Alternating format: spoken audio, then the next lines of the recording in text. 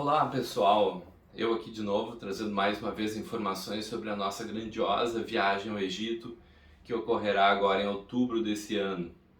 Nosso grupo está crescendo, já passamos da mais da metade do número de pessoas necessárias para a gente realizar esse grande empreendimento.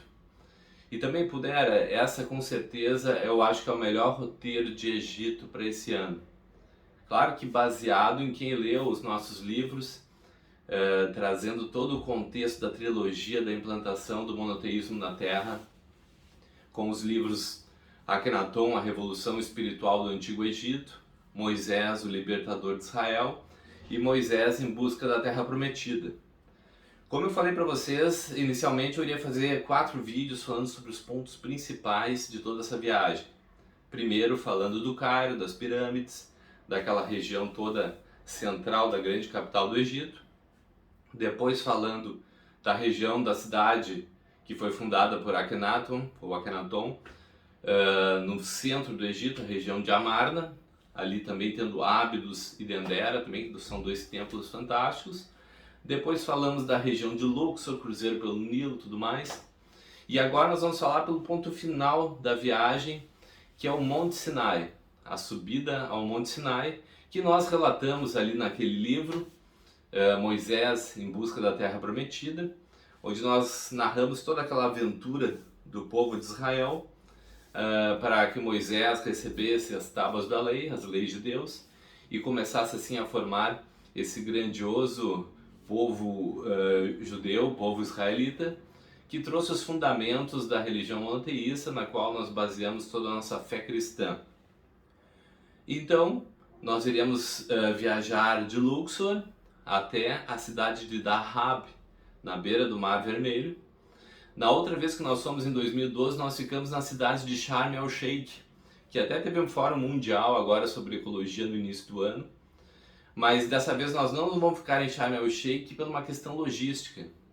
Ficando em Dahab, nós vamos ficar também em hotéis fantásticos, com resort na beira do mar, com vários recursos para descansar, para fazer spa, hidromassagem, piscinas e tudo mais, para se recuperar de toda a nossa maratona da viagem. E também nós vamos ficar mais perto do Monte Sinai. Nós vamos poder pegar daí um ônibus de Dahab, um ônibus nosso, né, um ônibus de turismo, que vai nos levar no horário da subida ao Monte Sinai direto até lá. Na outra vez nós ficamos em Sharm el-Sheikh, tivemos que pegar um ônibus, nos hospedarmos ali naquela região de Santa Helena, ali, se não me engano, acho que esse é o nome da região ali, e depois irmos para subir. E lá é um hotel simples, né? Então é mais interessante nós irmos direto para a subida, não nos hospedamos em nada lá, depois fazemos a descida, voltamos então para o nosso resort. E esse barulho é meu gato arranhando ali. Sai daí, nego, vai passear. E daí nós chegamos de volta lá para o resort e podemos dar uma boa descansada, porque quem for fazer essa missão de subir o Monte Sinai, não, nem todos vão querer fazer, obviamente, e também existem algumas condições físicas para fazer essa caminhada. Então, na outra vez também algumas pessoas resolveram ficar no resort, aproveitando todas as belezas naturais do local, a praia, e então isso é uma opção que a pessoa pode escolher. Então quem for ficar lá, fica descansando, uma boa, aproveitando, e o grupo que deseja subir o Monte Sinai, fazer essa conexão lá no monte, na grande montanha de El Shaddai, né, o Deus do Trovão, seguirá comigo nesse ônibus, e nós então a 1h da madrugada iniciaremos a caminhada. Existem vários pontos de parada nessa subida, porque são 7 quilômetros de subida na montanha. Mas não é escalada, ninguém vai ficar de rapel com corda lá escalando montanha. É uma caminhada que é uma trilha, que a pessoa vai caminhando. Ali na base eles alugam um cajado para quem quiser fazer estilo Moisés, segurando o cajado. Alugam casacos mais pesados, porque lá no topo é frio. Da outra vez eu fui só com um casaco de abrigo, uma calça de abrigo, dá para aguentar, mas quando a gente chega lá em cima é um friozinho difícil. Então eles até alugam um casaco e durante toda a subida tem várias paradinhas, mini lojinhas, onde a gente pode tomar café, pode fazer um lanche, pode tomar um chá. Então a gente tem umas paradas para poder recuperar o fôlego e continuar a caminhada. Isso para nós chegarmos lá no topo em torno de 4h30, quase 5 da manhã no máximo, que é a hora do nascer do sol. Então é um espetáculo belíssimo o nascer do sol em cima do Monte Sinai. Lá nós vamos ver então as igrejas que tem lá no topo, tudo mais, o provável local onde Moisés se acolheu para poder ficar lá aqueles dias todos esperando a chegada de Deus, né? Tem um cantinho ali para ele poder ficar protegido do vento. E vamos poder fazer nossas orações, a nossa conexão com Deus. E depois a gente desce, depois retorna ao amanhecer. Então a caminhada de volta, claro que é mais rápida, porque é uma descida, a gente vai mais tranquilo, para a gente chegar lá embaixo, em torno de 9 horas da manhã, que é um horário ainda que o sol não está muito forte, coisa e tal, e a gente pode então pegar, entrar no nosso ônibus, voltar para o nosso resort, ir lá tomar banho, ir para a praia, se divertir, aproveitar todas essas vantagens desse resort fantástico, que é o mesmo sistema de toda a viagem, a pensão completa, então a gente tem acesso a bebidas, a comidas, a lanches, a coisas todas que sejam necessárias nessa viagem. E depois que a gente ficar lá no resort descansando esse período, depois nós vamos fazer o ponto final, que será o retorno para o Cairo. Porque eu resolvi deixar um último dia lá no Cairo também, além de ter no início, porque aí as pessoas não precisam comprar suas lembrancinhas no mercado El Khalili lá, que é o famoso local de artesanato, e ficar carregando a viagem inteira aquele monte de cacareco e pesando na mala desnecessariamente. Então a gente vai nesse mercado no último dia para comprar as lembrancinhas, para levar para a família, para os amigos.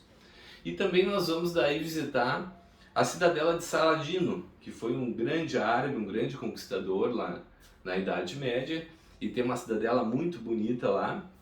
E nós vamos também visitar a mesquita de Muhammad Ali, que é um lugar muito bonito, e nesse local vai ser o único momento da viagem em que o nosso guia vai falar de islamismo, porque a nossa viagem é de Egito faraônico e não de Egito atual. Hoje em dia, vocês sabem, não existe mais aquele egípcio original que a gente adora ver nos livros e toda essa cultura do Antigo Egito.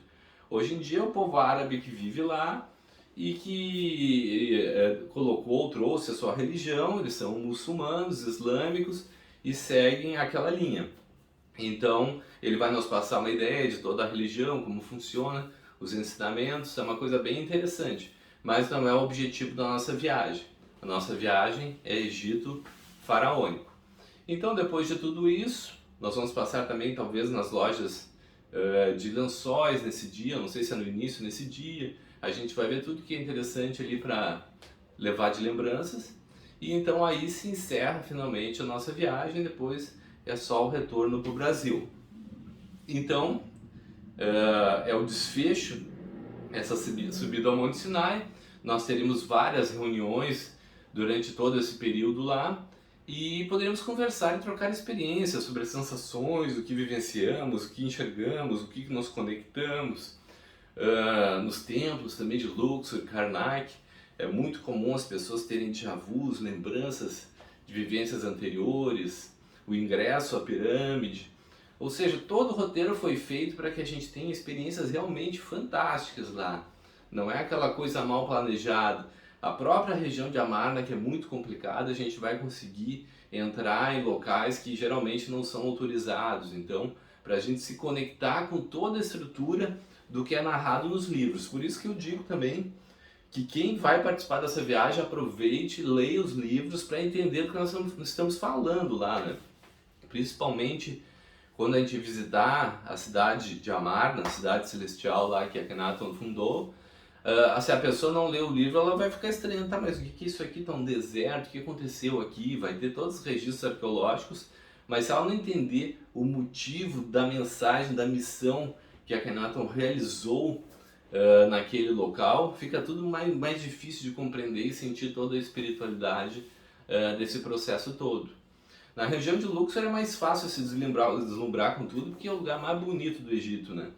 Mas essas outros pontos que a gente vai passar relativo ao contexto desses 3 livros, fica muito legal mesmo que a gente conheça a história, né?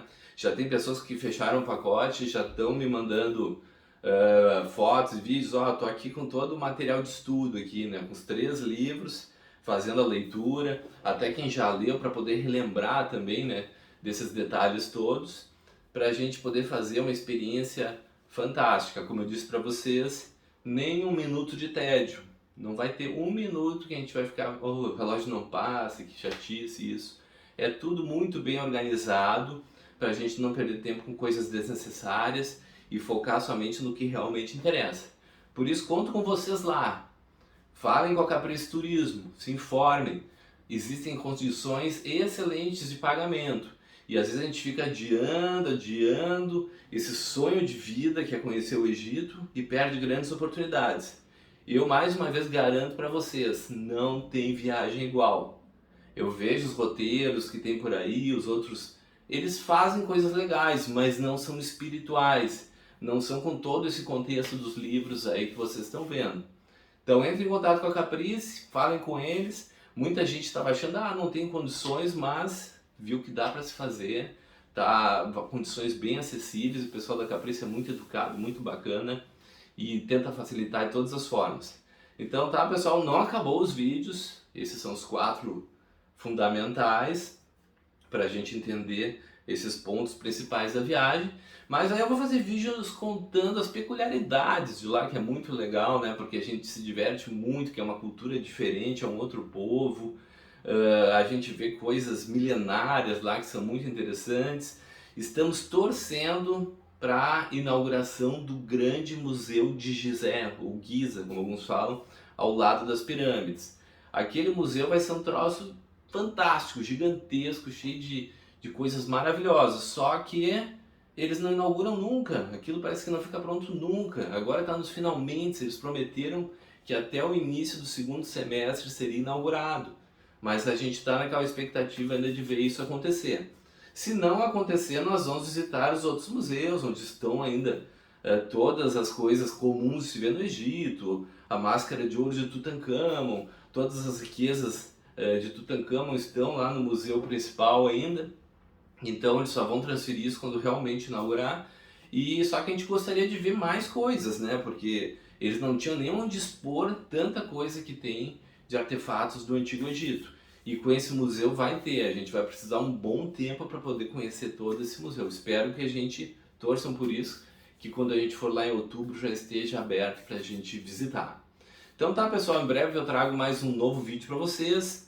Roteiro completo no site universalismocrístico.com.br com todos os detalhes. Querem mais informações? Falem comigo nas redes sociais, aí no Instagram, no Facebook, no YouTube, que eu estou à disposição para responder. Grande abraço e que Deus abençoe a todos.